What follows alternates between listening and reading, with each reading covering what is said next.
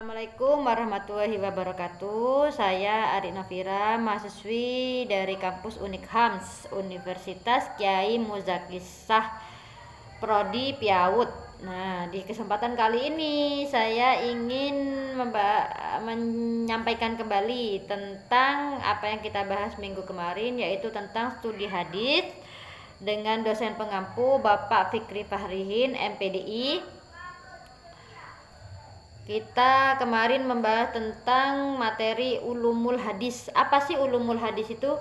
Ulumul hadis yang terdiri dari dua kata, yaitu kata ulum yang artinya bentuk jamak dari kata yang artinya ilmu-ilmu, sedangkan hadis adalah segala sesuatu yang disandarkan kepada Nabi Muhammad SAW, baik dari perkataan, perbuatan, takrir atau sifat. Jadi ulumul hadis itu adalah ilmu-ilmu yang mempelajari tentang hadis Nabi Muhammad SAW. Ilmu hadis merupakan kaidah dasar atau pedoman dalam menerima atau menolak suatu hadis. Ilmu hadis memberikan pemeliharaan hadis dan penjelasannya, membedakan antara hadis yang sahih dan yang doif, yang selamat dan yang cacat, serta yang nas dan yang mansuk. Awalnya kan hadis itu kan berpisah-pisah ya, terus lambat laun tuh digabungkan menjadi satu, yaitu yang sekarang lebih dikenal dengan nama ilmu hadis. Nah, kemarin tuh ada pertanyaan tentang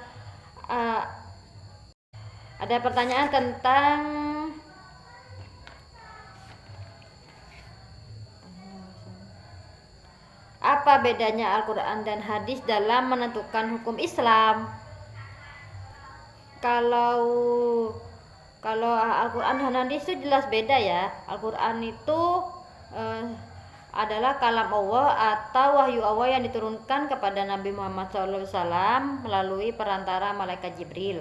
Sedangkan hadis itu segala perbuatan, sifat, diamnya Nabi.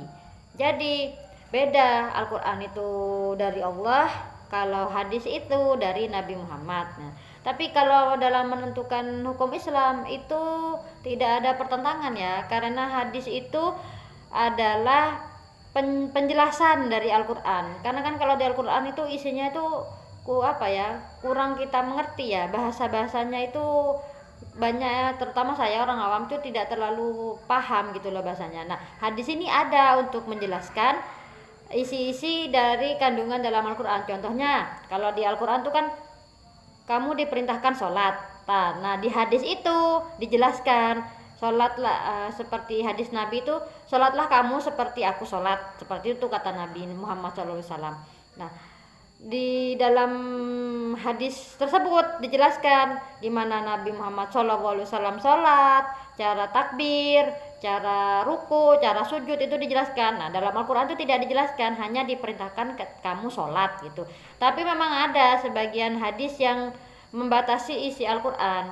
Seperti contohnya dalam Al-Quran itu kan kamu dilarang memakan bangkai. Tapi dalam hadis itu kamu diperbolehkan memakan bangkai, tetapi hanya bangkai ikan dan bangkai belalang, seperti itu. Jadi dalam Al-Quran hadis tidak ada pertentangan, tidak bertentangan, hanya saja Al-Quran itu kan sumber utama hukum Islam ya. Nah, hadis itu yang menjelaskan isi-isi dalam Al-Quran tersebut, seperti itu. Nah, ada pertanyaan juga, hadis itu kan perbuatan, sifat dan perkataan dan diamnya Nabi. Nah, maksud diam di sini apa gitu? Diam di sini tuh adalah ketika Nabi Muhammad diam melihat suatu kejadian, Nabi itu tidak melarang atau menyuruh gitu loh. Seperti contohnya itu sahabat Nabi Khalid bin Walid yang ketika itu memakan daging dab atau sejenis biawak ya. Nabi itu tidak ikut makan, tetapi Nabi itu juga tidak melarang gitu loh. Nah, itu juga termasuk hadis. Nah, terus kemarin juga ada pertanyaan tentang gimana sih kita menjelaskan kepada anak-anak tentang tentang apa sih, kalau tanya anak-anak ada pasti kan anak-anak itu kan banyak ingin tahunya ya, terutama anak PAUD gitu loh. Nah saya di prodi PAUD pasti selalu berhubungan dengan mereka gitu loh. Bunda, kalau ada yang tanya begini, Bunda apa sih hadis itu?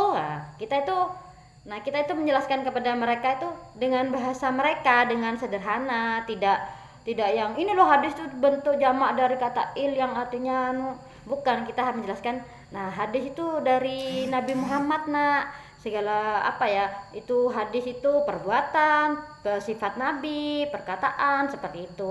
Nabi itu kan pahlawannya orang Islam ya. Nabi itu yang orang yang paling disayang Allah. Nah kalau kamu ingin disayang Allah, nah kamu harus ikut mengikuti, mencontoh Nabi Muhammad SAW, baik itu sifat, perbuatan, akhlak. Karena kan Nabi itu akhlaknya kan akhlak yang paling baik. Nah gitu, pahlawan tuh kan super gitu ya, masa kita gak ikutin gitu.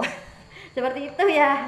Nah jadi kalau menjelaskan kepada mereka itu gak usah pakai bahasa rumit, bilang aja Nabi itu orang yang paling disayang Allah. Kalau kamu ingin disayang Allah, ya kamu harus mencontoh Nabi gitu aja sudah gitu loh. Gak harus menjelaskan panjang lebar, gak masuk ke mereka gitu loh, tambah gak mudeng gitu loh. Jadi menjelaskannya sederhana aja itu. Yang penting masuk ke pemikiran mereka, karena kan pemikiran mereka sederhana ya. Jadi kalau kita malah menjelaskannya rumit gak masuk gitu loh. Lebih baik kita ngasih penjelasan yang lebih sederhana, yang gampang dimengerti oleh anak kecil ya.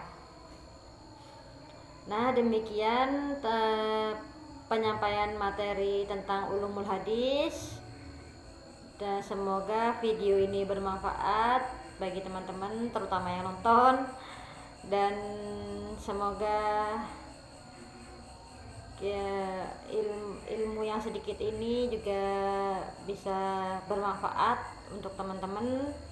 Dan jangan lupa like dan subscribe untuk nambah pengikut saya. Tidak bercanda. Jika ada kekeliruan dalam penyampaian tentang ilmu ulumul hadis ini, silahkan komen, karena saya juga dalam tahap belajar. Saya juga dalam menjelaskan mungkin ada salah kata, saya mohon maaf. Cukup sekian, wassalamualaikum warahmatullahi wabarakatuh.